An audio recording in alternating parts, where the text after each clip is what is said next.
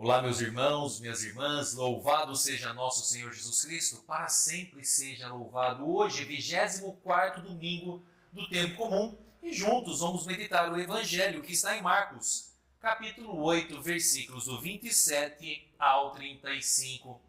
E caro irmão, irmã, hoje Jesus ele pergunta aos seus discípulos: e vós, quem dizeis que eu sou? Porque a multidão já falava, aqueles que andavam com ele, um dizia que era Elias, outro algum dos profetas, enfim.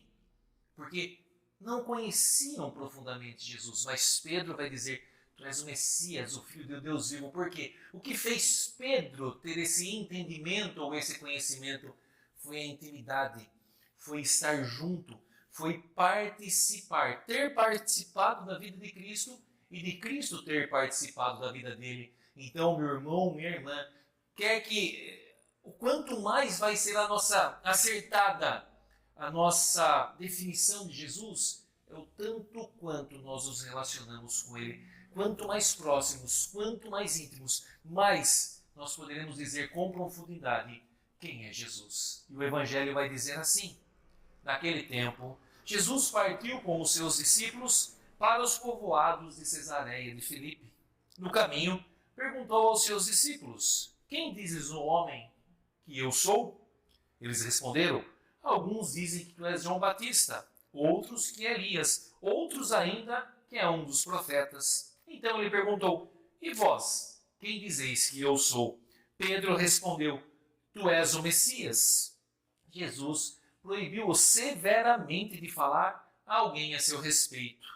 Em seguida, começou a ensiná-los, dizendo que o Filho do Homem devia sofrer muito, ser rejeitado pelos anciãos, pelos sumos sacerdotes e doutores da lei. Devia ser morto e ressuscitar depois de 3 dias. Ele dizia isso abertamente. Então Pedro tomou Jesus à parte e começou a repreendê-lo. Jesus voltou-se, olhou para os discípulos e repreendeu a Pedro, dizendo: vai para longe de mim, Satanás. Tu não pensas como Deus, e sim como os homens. Então chamou a multidão com seus discípulos e disse: se alguém me quer seguir, renuncie a si mesmo, tome a sua cruz e me siga, pois quem quiser salvar a sua vida vai perdê-la. Mas quem perder a sua vida por causa de mim e do Evangelho, vai salvá-la. Palavra da salvação. Glória a vós, Senhor. E como falávamos, meu irmão, minha irmã, quando Jesus pergunta quem é a ele para aqueles homens, Pedro já se levanta e fala: tu és o Messias, o Filho de Deus vivo. Veja que lindo essa profissão de fé. Veja que intimidade, não só com Jesus, mas com o Espírito Santo, porque é o Espírito que revela isso em nós. Mas, alguns versículos depois, quando Jesus começa a dizer realmente o que ia acontecer, Jesus já estava preparando aqueles homens para o que viria e fala da sua dor, do seu sofrimento. Imediatamente, Pedro pega Jesus, leva a parte e a palavra vai dizer, ele começa a repreender Jesus.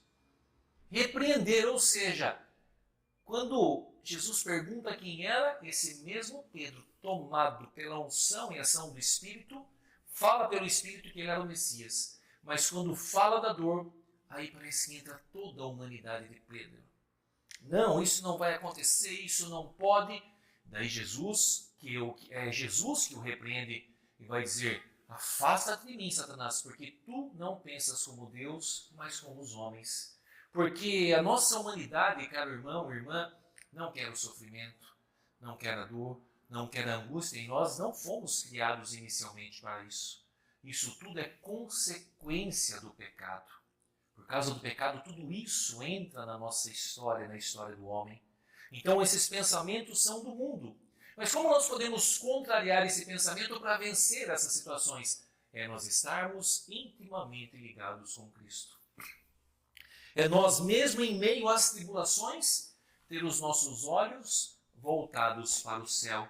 Na certeza, como Santo Agostinho vai dizer, se Deus permite um mal aparente, é porque Ele é tão Deus que Ele tirará um bem maior.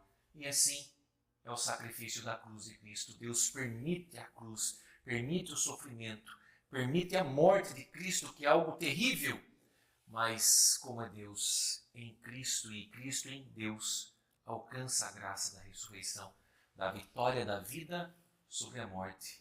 Então que possamos, meu irmão, minha irmã, mediante a todas as tribulações, pedir a nós a unção do Espírito, que o Espírito habite, fale e viva em cada um de nós, para que possamos ter em nós os pensamentos do Espírito, os pensamentos de Deus, e não os pensamentos do mundo.